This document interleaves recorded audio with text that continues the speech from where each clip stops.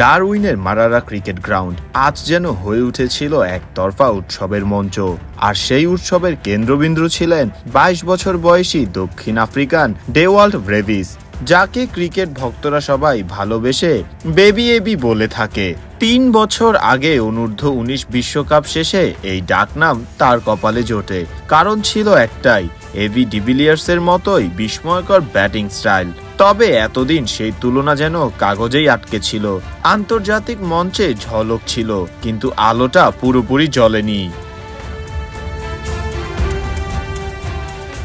আজ মাত্র টি-20 ক্যারিয়ারের ১০ম ম্যাচে ব্রেভিস দেখালেন তিনি শুধু বেবি নন, তিনি বড়দের দলে নিজের নাম উজ্জ্বল করে লেখার জন্যই জন্মেছেন।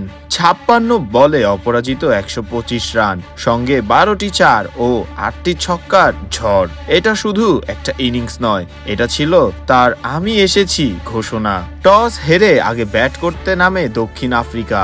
ওপেনিংয়ে মার্ক বাম ও রিকেলটন সতর্ক সূচনা দেন ৩৪ রানের জুটি, কিন্তু ৫৭ রানেই ৩ উইকেট হারালে পরিস্থিতি হয় চাপের। ঠিক তখনই মাঠে আসেন ব্রেভিস, আর সঙ্গে যোগ দেন ট্রিস্টান স্টাবস।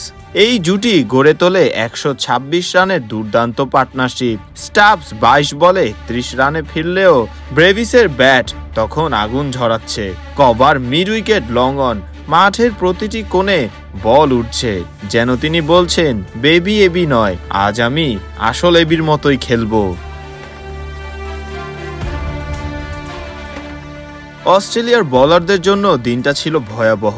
জশ হ্যাজেলউড ৪ ওভারে দিলেন ৫৬ রান, যা তার জন্য বিরল পরিসংখ্যান।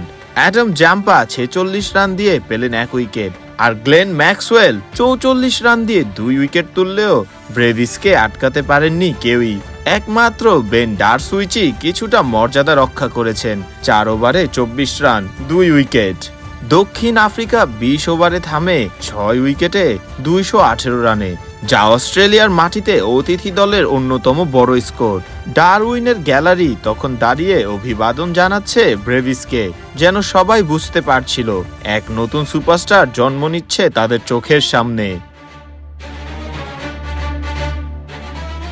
আজকের ম্যাচ হয়তো শুধু সংখ্যার খেলায় শেষ হবে না, এটা মনে থাকবে এক ক্রিকেটারের মাইলফলক মুহূর্ত হিসেবে। অনূর্ধ্ব-১৯ বিশ্বকাপের প্রতিশ্রুতিশীল তরুণ থেকে জাতীয় দলে আসল নায়ক হয়ে ওঠা, এই যাত্রার সাক্ষী হলো ডারউইনের রাত। ফারদিন রহমান সকাল, বিডি ক্রিক টাইম।